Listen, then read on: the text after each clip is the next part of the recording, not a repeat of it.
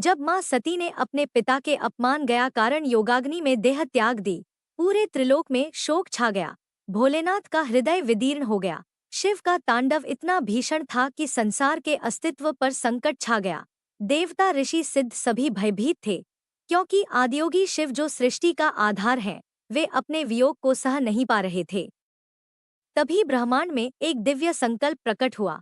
आदि पराशक्ति स्वयं पुनः अवतार लेंगी, क्योंकि शिव बिना शक्ति के और शक्ति बिना शिव के सृष्टि अधूरी है। और तभी एक दिव्य क्षण में हिमालय के राजा हिमवान और रानी मेना के घर एक कन्या का जन्म हुआ।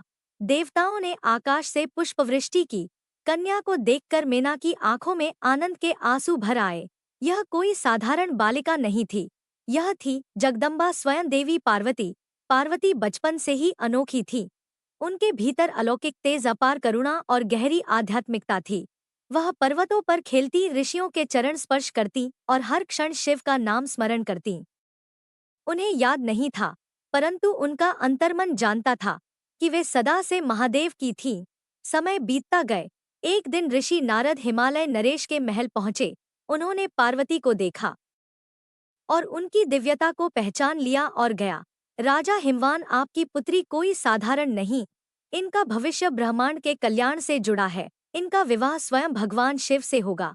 शिव का नाम सुनते ही पार्वती के हृदय में एक मधुर तरंग उठी, जैसे कोई भूली हुई याद अचानक जीवित हो गई हो। लेकिन दूसरी ओर शिव अब भी तप में लीन थे। सती के वियोग से उन्होंने संसार से मुख मोड़ लिया था। किसी भी भावना, किसी भी संबंध से वे दूर थे। उनकी साधना इतनी गहन थी कि देवताओं तक को उनके समीप जाना कठिन था। देवताओं को पाता था तारकासुर नामक असुर, जिसने वरदान पाया था कि उसे केवल शिवपुत्र ही मार सकता है। उसका अंत तभी होगा जब शिव विवाह करेंगे।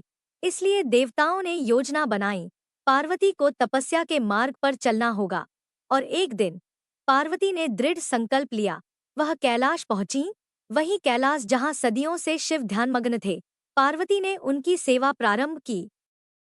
पत्थरों पर बैठकर फूल अर्पित करना, जल लाना, ध्यानस्थ महादेव के समीप घंटों बैठे रहना। उनके हृदय में केवल एक भावना थी, कर्तव्य, समर्पण और प्रेम। दिन, महीने और वर्ष बीत गए। पार्वती ने कठोर तप आरंभ किया। पहले फल खाएं, फिर पत्ते और अंत में निर्जल तप। उनका शरीर दुर्बल हो रहा था, लेकिन उनका संकल्प अटूट था। उनकी तपस्या से त्रिलोक कंपित हो उठा। अंततः शिव की समाधि टूटी। उन्होंने अपनी आंखें खोलीं और पहली बार पार्वती को देखा, जो तप की ज्वाला में तपकर पूर्ण रूप से दिव्य बन चुकी थीं। शिव बोले, देवी, आप कौन हैं? क्यों इतनी कठोर साधना की? पार्वती ने हाथ जोड़कर कहा, स्वामी, मैं वही शक्ति हूँ जो आपके बिना अधूरी है। मैं वही सती हूँ जो पुनः आपके पास आने के लिए जन्मी है। उनके वचन सुनकर कैलाश की वायु भी थम गई। शिव ने सत्य को पहचान लिया। उनके हृदय में करुणा और प्रेम उदित हुआ।